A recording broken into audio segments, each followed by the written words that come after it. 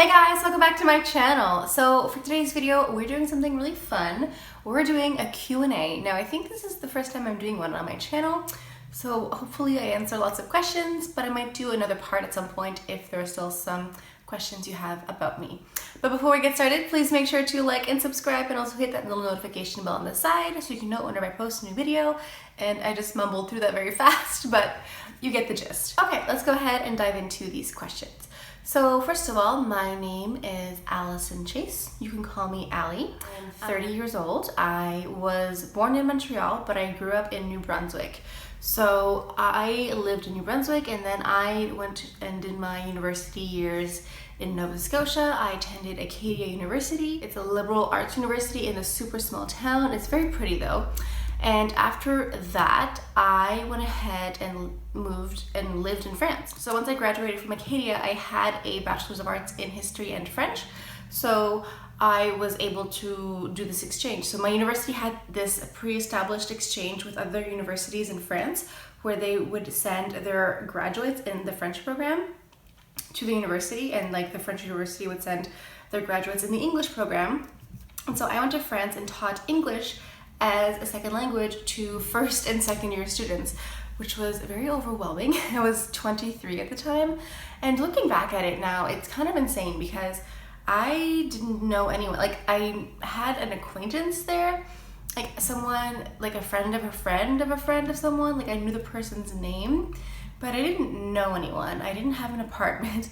I had like a job, but that was it. And I literally just showed up with my suitcases and was like, okay, I'm ready. It's kind of crazy to think of that now. Like to think of doing that now is like, no, I'm fine. I'm comfortable now. But yeah, so I lived in Rouen, which is in Upper Normandy in France, and it is a beautiful city. It's this medieval, ancient city. I think it's like everything, like a lot of the buildings are like from 12th and 13th and 14th century, like super old and ancient and beautiful. If you are a huge nerd and history nerd, then it is definitely a place to go. I definitely traveled a lot through the rest of Normandy. On weekends, I went to Paris, and I also traveled like through the rest of Europe. I went to Switzerland and Germany and Amsterdam and, you know, did all those fun things. What else? I also traveled a lot before going to France, like when I was in high school. One of my friends in high school, her mom was arranging this tour, like not guided tour, I don't know. It was just like this organized trip to the UK, to England and Scotland. And so I got a job and saved money and went. I was in grade 11, I think. I was like maybe 17. So we went to the UK for a week and a half. It was amazing. I was like, okay, this is it. I need to travel. I need to go to Europe for the rest of my life, which was basically what I did for a long time. So yeah, back to France. So yeah, I was there for a year. I was teaching English as a second language. I was teaching at a university. It was amazing. And then my contract, I was there for like I was there with a contract because I had to have a work visa to be there, obviously. But after a year, my contract was not renewed, which was completely devastating. And so I ended up having to move back to Canada, which was really sad. But I still have lots of friends that I made in France and surrounding countries that I'm still in contact with. So, you know, I think it also is a good point that sometimes in life you think that things are going to work out a certain way and they really don't, but it turns out being okay anyway. If you are going to travel to France, I would definitely say go to Rouen. It's like an hour and a half outside of Paris. You can take the train directly from Paris, and it's beautiful. It's actually, they have, I think, the oldest or one of the oldest restaurants or bed and breakfasts. It's called La Couronne, which I think originally it was a bed and breakfast and now it's a restaurant. It has Michelin stars, I believe.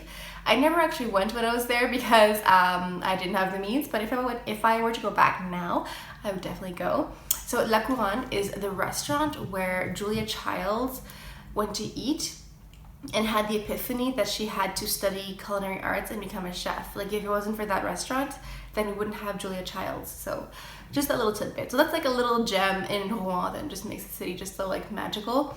But honestly, looking back at it now, like I was like 23, 24 at the time, and I was living in a foreign city, living in Europe, and obviously like you remember only the good parts and not the bad parts, like just being 23 and carefree and like just, you know, living life in Europe, but you don't remember like not making that much money, not knowing what to do with yourself, being insecure, like all those parts you kind of forget about. Like, no, everything was just fine and dandy at that age, but it's always fun to reminisce. So after I lived in France, I had no idea what to do with myself or with my life. I was just like, quarter life crisis, didn't know what to do. So I ended up moving back to New Brunswick for a little bit, which was terrible because I don't like the Maritimes. Like, I grew up there. I remember moving there when I was like 4 or 5 and just like disliking it.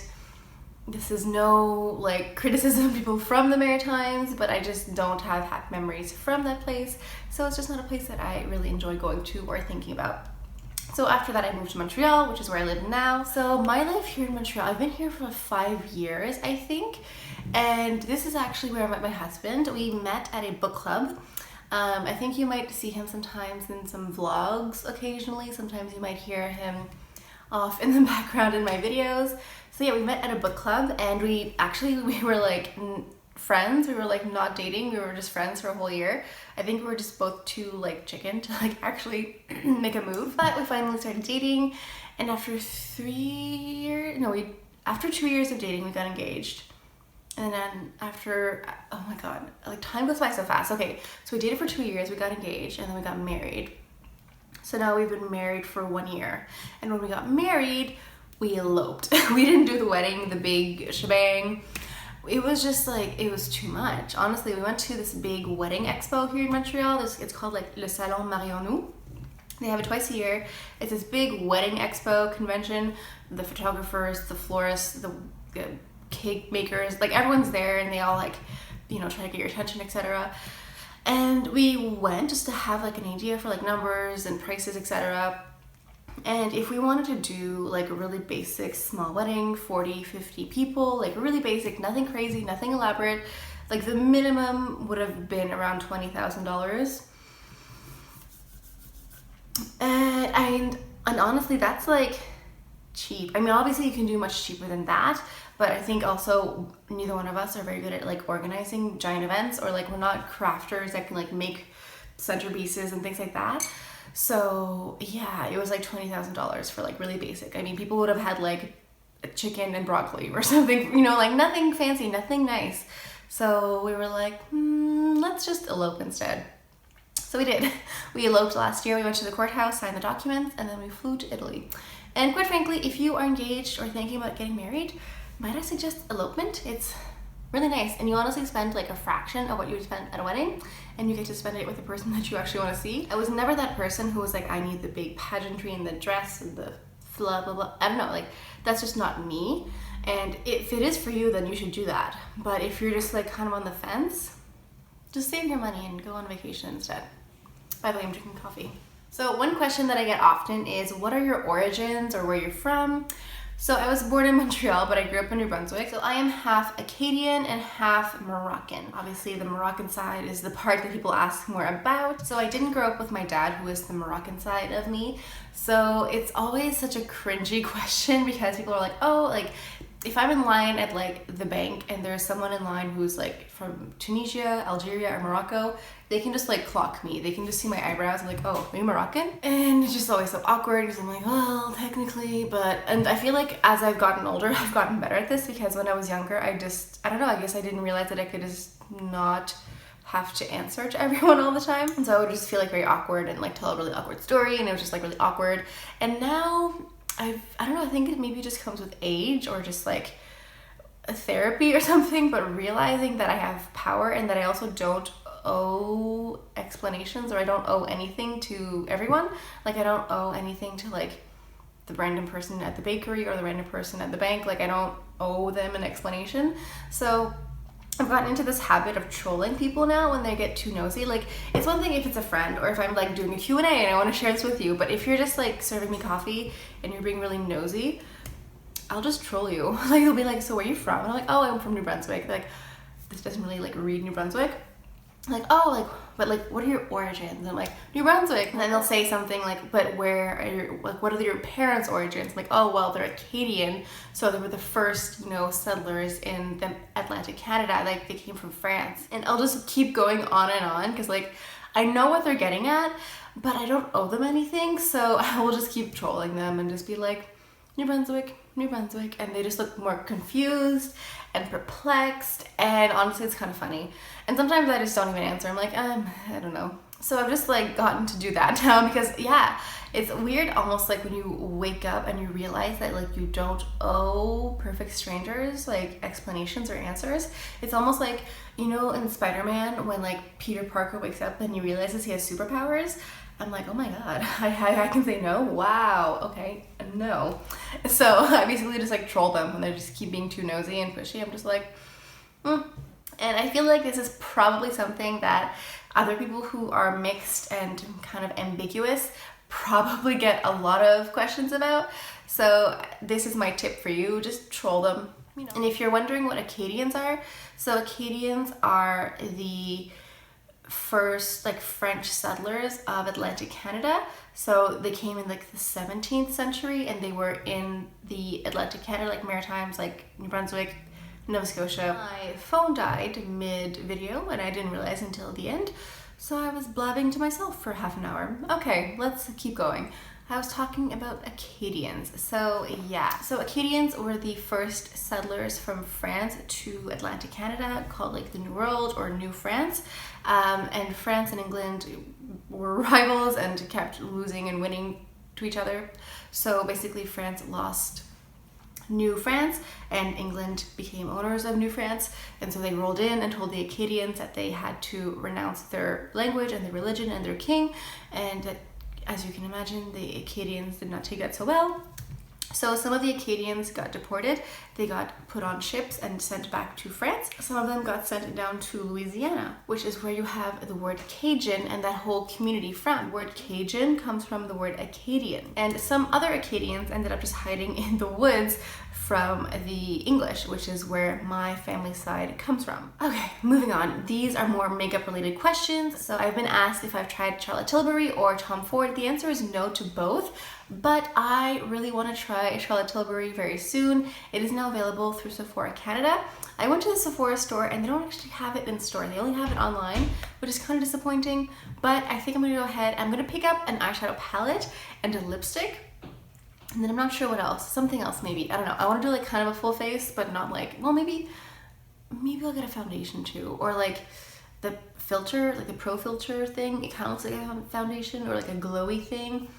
Anyway, I'll see. I'm really disappointed that I can't actually like try it in person, but I'll try. And Tom Ford, there is a makeup counter at the Sephora, but for some reason Tom Ford, like, I know that like the brand is very good. I've tried, oh, I just pulled my hair a little bit. I've tried the Soleil Leblanc perfume, which is really nice. I don't know, I guess the thing is, like, I've used Chanel and Dior so much that I know the brands in and out so well, so I know exactly what to expect. And I feel like when I'm trying a new brand, I hesitate a little bit because it's a lot of money and I don't know what it's going to be like, so I'm just like on the fence a little bit, but I should just go ahead and try it because I'm sure I'll love it. So one thing I should mention is when I moved here to Montreal like 5 years ago, I actually worked at the Bay. So the Bay is a department store. I think it's in the same branch as Lord & Taylor in the United States. I think that's what they call it, Lord & Taylor. So it's just a department store, and as you can guess, I worked in the cosmetics. I don't think that's very surprising. And I worked for Joues and I also worked for Chanel, which is kind of where my obsession with high-end makeup started. It was really interesting being able to see the behind the scenes, not only just like the product itself, but you know, the history, the backstories for the different brands, and the schools that they have for the, because they have like schools for the makeup brands themselves. You go like 3 or 4 times a year. And just seeing the behind the scenes kind of makeup brands and how they work, it was very fascinating. I take a lot of that knowledge with me when I do my reviews. I know firsthand the questions and comments that customers have, that we have when we go to a department store or when we buy perfume or skincare or makeup. I know the questions that come up. So when I do my reviews, I try to be as thorough as possible, because I literally go through like my list in my head of like the questions and comments people would have about a product, and I try to do it especially if you're someone who doesn't have access to the actual product in hand. And I get a lot of positive comments about my reviews, so clearly I'm doing something well. So I no longer work for the Bay, I no longer work for Joues or for Chanel or for anyone. I am focusing on this full time, which I know sounds crazy to some people, but it's my dream, so I am working hard to make it happen. So something that you may or may not know about me is that I am a huge nerd. I have a few videos recently where I just rambled about Harry Potter for like 30 minutes, so I think it's pretty obvious.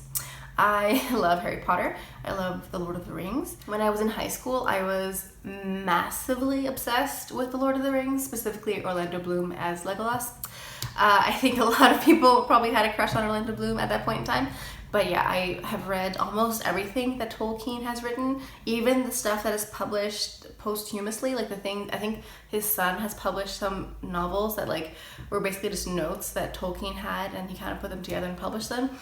If Tolkien has his name on it, I've probably read it, like that much of a nerd. As far as like TV shows go, I love Buffy the Vampire Slayer. I have watched the entire series like 3 times, I think. So yeah. I also love Parks and Recreation, 30 Rock. Those 3 shows I can rewatch. I can like literally just like put them on as background noise when I'm cleaning or cooking, and just like any season, any episode, I'll just like, it's almost like comfort in a way. I was like watched and rewatched those shows so much that I just like love just listening to them basically. And I also am huge into like true crime and like true crime podcasts, true crime YouTubers, and also the show Mindhunter. It's on Netflix. It is so good. It's a show about, it's based on real life events. It's based on the FBI in the 70s and the 60s and 70s when they started using psychology to understand why people act the way they do, instead of just being like people are good or bad, like just understanding like the criminology and the psychology behind that. It's a TV show on Netflix. I think there's 1 season now. I'm impatiently waiting for season 2. Maybe it's already out. I don't think so. But anyway, it's amazing. So that's what I like to watch. And obviously I am also mildly obsessed with Stranger Things, and apparently season 3 is only coming out in summer of 2019, so I will be impatiently waiting for that as well. I also like, I'm so obsessed with the show that I started following the lead makeup artist on Instagram because I wanted to see like sneak peeks and stuff. It's pretty fascinating because like her makeup is like special effects, gory stuff. So anyway, that was cool. Oh, and also another favorite show of mine is Unbreakable Kimmy Schmidt. It's amazing. I mean, the first time I watched this episode, like the first episode, I couldn't really get into it. It was kind of weird, which it is. But then I watched it again and I really, really like it. I have rewatched that entire series. I think it's only like 3 seasons now. Like there aren't that many seasons, so I have watched every episode probably at least 3 or 4 times. I like it that much. So touching back on makeup, I actually learned to do my makeup by watching YouTube videos. I learned to do YouTube. I learned to do my makeup by watching videos around like 2010, 2011. And after a while, I got kind of frustrated with the content that I was seeing. I just wasn't really happy with what I was seeing. It just wasn't very representative of me and what I wanted to see. So I decided to put my money where my mouth is and actually do my own content and do my own videos. So I started making my own videos. I wanted to see brands that I liked more. I wanted to see makeup tutorials that I thought were more approachable, more easy to do, and just more wearable, quite frankly. And so that's what I do on my channel. So it's very validating to do something and have people recognize it and appreciate it for what it is. So I'm very happy about that. So a question that I get asked often is if I do sponsored videos. The answer to that is I have not done a sponsored video yet, but I am open to it. So I am not the world's biggest YouTuber by any means, but you would honestly be surprised with the amount of emails that I get per week offering me sponsorships on my videos or on my Instagram. I have been offered several $100s to do a sponsored video on a mattress cover. I've been offered lots of money to do a video on an acne cream. I've been offered money to do a video on wrinkle cream. What else? Recently, I had a brand, I don't even know what they're called. I think it's a bakery. They basically wanted me to do a video and they wanted to pay me in cupcakes. I honestly, I would say 9.9 times out of 10, I open the email and then I just delete. I don't even read it. I don't even respond. I read it and then I just delete it. There's nothing to respond to, quite frankly. So basically, if I wanted to do a sponsored video once a week, I could. I just choose not to. When the day comes that I get an offer that is related to my channel that talks about high-end makeup or a makeup brand that I talk about, then I'll do a sponsored video. But until then, that's not gonna happen. And I will also disclose in the video that it is a sponsored video, because that's just the most honest thing to do. I mean, I put so much time and effort into this video. I put lots of time to film and to edit, and I put money into it by buying equipment and buying the products themselves. So for me to lose my credibility over a mattress cover, it's not really my style. And on that same note, I also get a lot of emails from companies asking if they can send me makeup or other products, and I almost always say no. I've gotten products from Dior, and I've also gotten products from Tone Cosmetics, but that about does it for like how many products I get. I would say 99% of the products you see are bought by me. I get offered products like sunglasses and jewelry, makeup brushes, teeth whitening kits, detox teas, etc. Like just things that either are completely unrelated or things that, quite frankly, I don't think are good quality. Some of the emails that I get are like spelling mistakes. They don't even know what my name is. They don't spell it properly. The products they're selling, they don't have a website for. Like, it's just all sorts of no. So yeah, if I wanted to have free stuff sent to me every day of the week, I could.